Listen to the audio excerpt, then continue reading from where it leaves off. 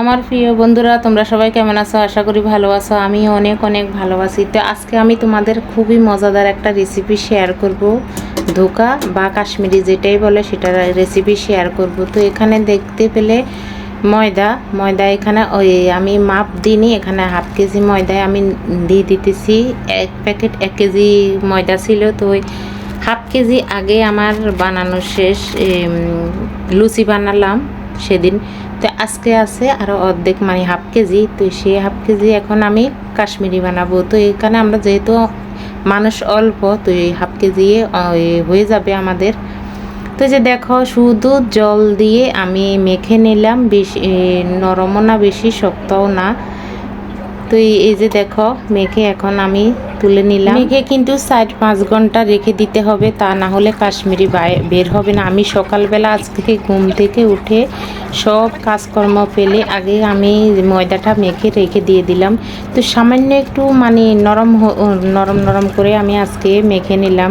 কোনো সমস্যা নেই, একটু শক্ত শক্ত রাখলেও সমস্যা নেই, একটু নরম নরম রাখলেও কোনো সমস্যা নেই। তো এখানে কোনো লবণ তেল কোনো কিছুই ব্যবহার করা যাবে না। তো আমি যতক্ষণ পর্যন্ত সাদা জল না বের হবে ততক্ষণ পর্যন্ত আমি ধুয়ে নেব। তো এই যে দেখো, আমি অনেকবার প্রায় আমি এই 7-8 বার ধোয়ার পরে এই যে সাদা জল বের হলো। তো এই যে এখন আর একবারও ধোবো না, এখন এই যে তুলে নেব। তো এখন বটি দিয়ে আমি ছোট ছোট আকারে কেটে নেব।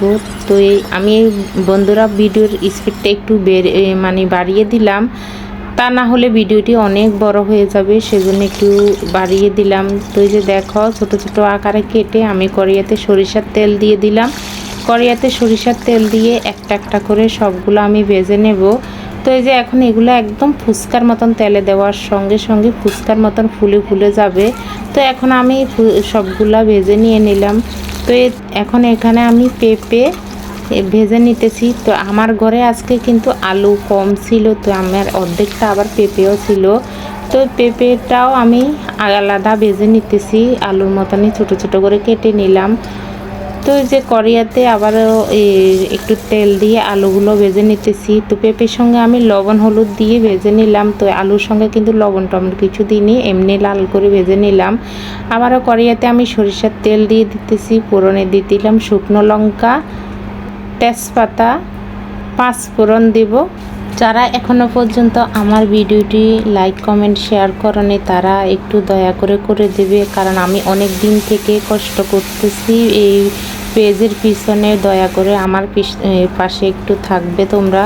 তো এই যে দেখো, আমি আদা দেওয়ার আগে একটু হলুদ দিয়ে দিলাম, তা না হলে এমনভাবে তেল ছিটকে আমার গায়ে পড়বে। তো এই যে দেখো, আদা জিরা দিয়ে এখন একটুখানি কষিয়ে নিলাম। কষিয়ে নিয়ে টমেটো দিয়ে দিলাম, এখানে 2টা টমেটো দিয়ে দিলাম কেটে। এখন দিয়ে দিলাম শুকনো লঙ্কা বাটা আগে দিইনি, তা না হলে অনেক গ্যাস বের হবে।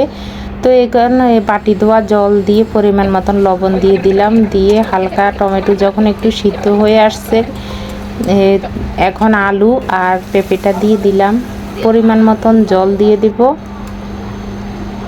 জলটা একটু ফুটলে আমি এখন সবগুলো কাশ্মীরি দিয়ে দেব। তো এখন আর কোনো কিছুই দেব না, শুধু একটু গরম মশলা দিয়ে নামিয়ে নেব, মানে এলাচ দারচিনি বাটা। তো বন্ধুরা, এই যে দেখো, অনেক সুন্দর এই রেসিপিটা হলো। তোমাদের কাছে কেমন লাগলো অবশ্যই আমাকে জানাবে। যেমন কালারটা সুন্দর আসছে, খেতেও কিন্তু অনেক অনেক ভালো হলো। তো এই যে দেখো, এখন আমি খেতে বসে পড়লাম।